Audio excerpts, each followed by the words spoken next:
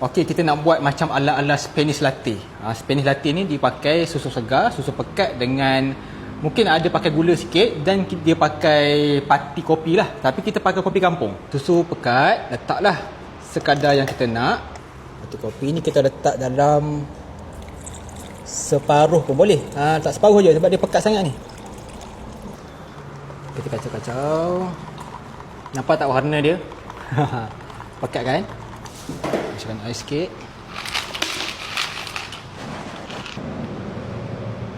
Okey. Ni dia. Korang akan dapat rasa dia yang macam ala-ala Spanish latte macam tu. Korang akan dapat. Memang sangat sedap. Kita dah try dah yang ni.